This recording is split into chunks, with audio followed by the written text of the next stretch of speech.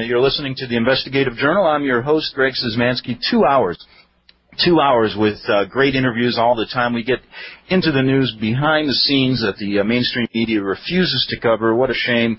Let me just update some things before I tell you who my guest is today. I've been promoting it all week, and we're going to get deep inside the family, the order, the Illuminati today for 2 hours. And you got to stay with us from the beginning to the end of this interview. Okay, we're back. It's 8 minutes after the hour, and we're going to get deep inside the Illuminati, the family, the order. We have a guest that was involved with this group, born into it for over 30 years, and her name is Svali. Svali, are you with us? Yes, I am. Well, it's nice to have you here, and I know you don't give radio interviews, and I really want to thank you because I think it really does help the American people understand about this secret organization that you were born into. So I guess before we, I guess we can just start from the beginning and tell us, right from the beginning, you were born into this from wealthy parents, and tell us about your training in this group and when you were a young child and then up into your orientation at the Vatican. Go ahead. That's a pretty broad area, though, Greg. I mean, that could take hours, if you know what I mean. Yes, but if you could just outline it for us. Yeah. I mean, I was born in the group. I was born in Germany, came to the U.S. very young, and basically went through all the training that the group, all members of the group do undergo training to different degrees, depending on the role.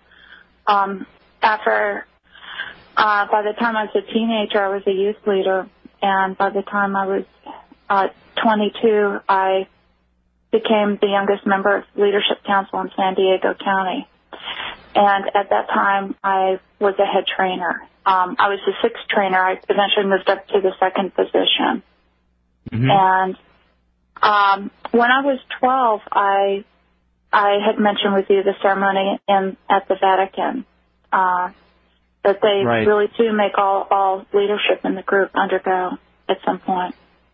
Now, basically when you were growing up, I remember you told me that you were instilled at a young age. You were born to a very wealthy, well-to-do family. You moved back to the States. You were told at a very young age you were special. You were chosen. Correct?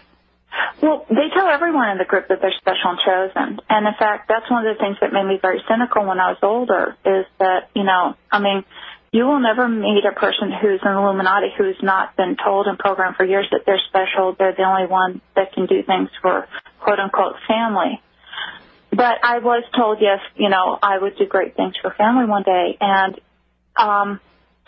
the reason why I guess I can filter some of this with an objective view is I know what my role in the group was, and it was over quite a significant number of other people.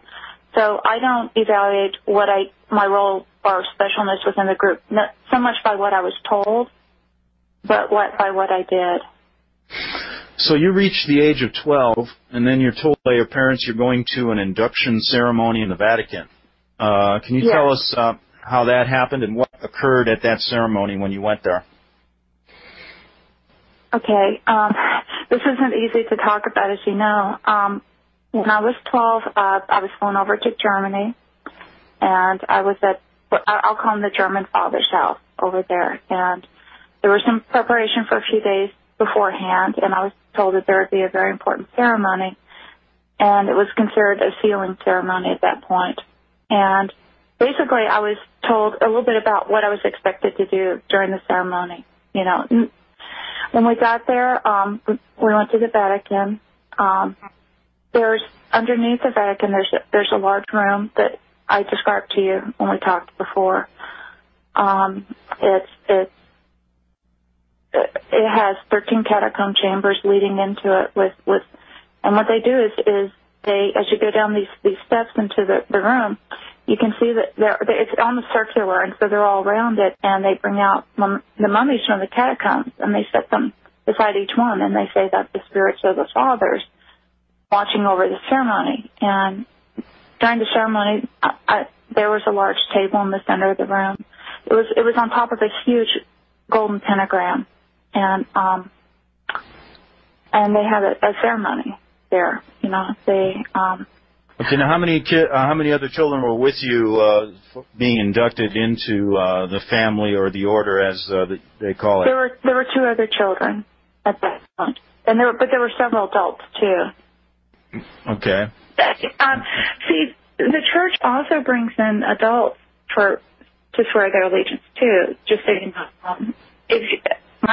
I was told, and I don't know if this is true, but if you're going to rise to a certain position within the Catholic Church hierarchy, you do have to go through that ceremony as well.